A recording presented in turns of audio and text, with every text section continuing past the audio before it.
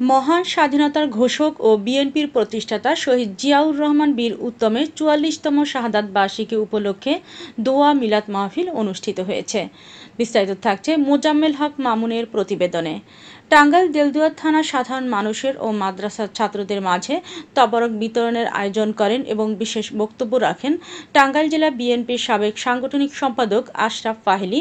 আরও বক্তব্য রাখেন মাহমুদুল হক শানু, সাবেক সদস্য সচিব টাঙ্গাইল জেলা বিএনপি ও ছাত্রনেতা মনি পাহিলি, অ্যাডভোকেট সম্রাট পাহিলি ও হিরো পাহিলি সহ আরও অনেকে। এই শাহাদাত বার্ষিকীতে আমরা আজকে টাঙ্গাইল জেলা বিএনপি যুবদল, ছাত্রদল, শ্রমিক দল সহ অন্যান্য অঙ্গ এবং সহযোগী সংগঠনের পক্ষ থেকে বিভিন্ন কর্মসূচি হাতে নিয়েছি।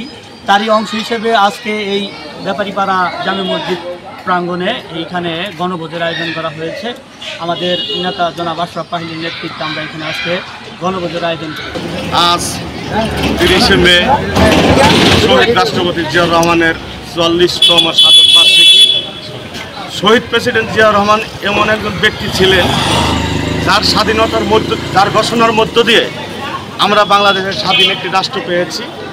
শহীদ প্রেসিডেন্ট এমন একজন ব্যক্তি ছিলেন যার কারণে আমরা আসলে আজকের এই দিন আমাদের স্মরণীয় দিন। এই দিনে আসলে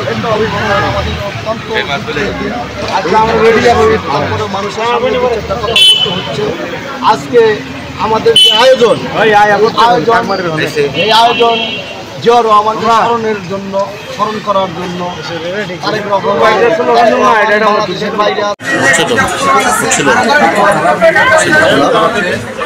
আমরা খাদ্য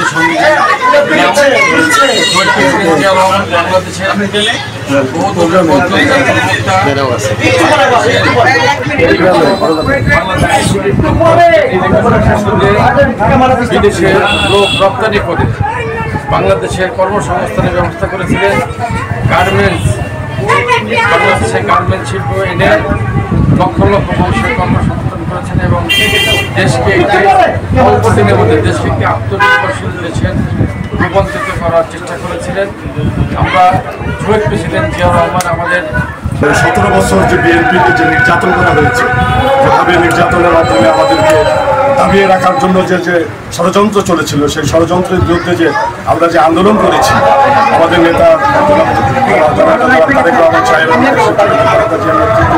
আন্দোলন হয়েছে বাংলাদেশের মানুষকে এই জিম্মি দশা থেকে মুক্ত করার জন্য যে আন্দোলন হয়েছিল, সেই আন্দোলনের অংশ হিসাবেই আজকে ছাত্র যুবক, ছাত্র এবং জনতার মাধ্যমে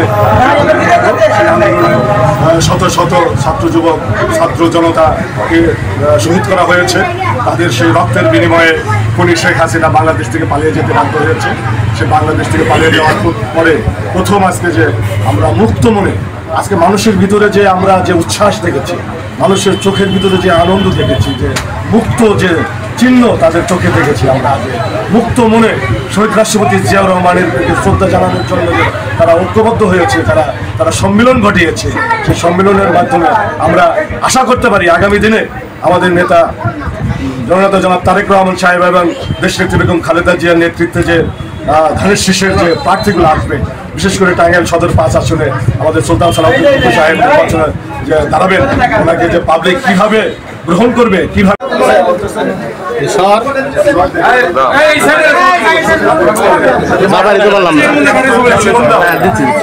তোমরা দাও, সবাই দাও।